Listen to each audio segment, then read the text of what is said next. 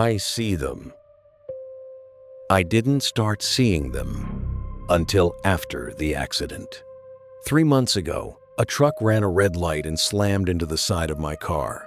I woke up in the hospital with a cracked rib, gashes across my face, and a doctor telling me I was lucky to be alive. At first, I blamed everything on the trauma. The headaches, the sleepless nights, that constant nagging feeling that something was fundamentally wrong. But 2 weeks after I got home, I saw it for the first time.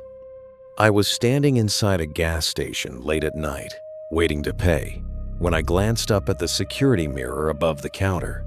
Behind the cashier stood a tall black figure, too thin, too still. Its face was nothing but a void of blank darkness. I turned and looked directly at the spot behind her. Nothing. I looked back at the mirror. It was still there. The cashier asked if I was paying cash or card, but I couldn't find my voice. I just turned and bolted. 10 minutes later, police cruisers swarmed the station. That night, I found out the cashier had been shot during a robbery. The next day, I saw it again. An elderly man was waiting at a crosswalk. I only noticed because I saw his reflection in the glass panel of a bus stop. The figure was right behind him, tall, thin, faceless. I looked at the man directly. No one was there. I looked back at the glass, still there. I started toward him, ready to yell a warning, but before I could, a car jumped the curb and hit him so hard his body rolled across the hood. That was the moment I stopped calling it trauma, because trauma doesn't predict death. After that, I started seeing the figures more often, always in reflections, never directly.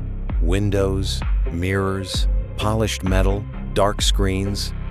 And every time I saw one standing behind someone, that person died.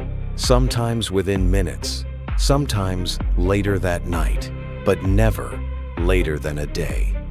A week later, I saw it in a laundromat. A young man was sitting alone near the machines, half asleep. In the round glass door of a washer, I saw the figure behind him. I blinked and looked around. Empty. I looked back at the glass. It was still there. I stood up to go to him, but a dryer buzzed loudly, startling me. I looked away for maybe 2 seconds. When I looked back, the chair was empty. His laundry basket was on the floor. Detergent spilled across the tiles, and the figure was gone. That's when I realized something even worse. At first, the figures just stood behind people. Then, they started moving. One night on the subway, I saw one behind a passenger in the black reflection of the train window. No, this time, instead of staring at the person in front of it, it slowly turned its head toward me. I froze. I finally understood what I had been refusing to admit. It was never watching them. It was watching me. I spent that night scouring the internet until I found a post buried in a dead forum. It said, "If you survive something that should have killed you, sometimes death takes notice." If you start seeing them in reflections, be careful. They don't stand beside the people who are going to die. They stand beside the people death is using to get closer to you. End quote. I read that over and over. Deep down, I already knew it was true. Last night, I sat alone in my apartment, staring into the black screen of my television. Then, I leaned forward, and I saw them. More than I could count. Tall, black shapes standing silently behind the couch. Their outlines were so faint, I almost mistook them for shadows, until one of them moved.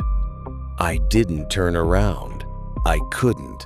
I just kept staring at the reflection, watching them stand behind me in total silence.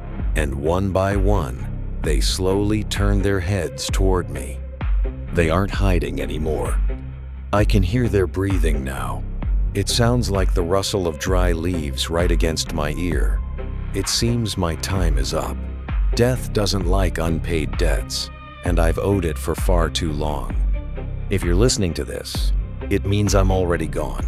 My advice to you, don't linger in front of mirrors, don't stare into dark windows, and never turn around if you feel like you aren't alone in an empty room. Goodbye. I think they want me to finally look them in the eyes.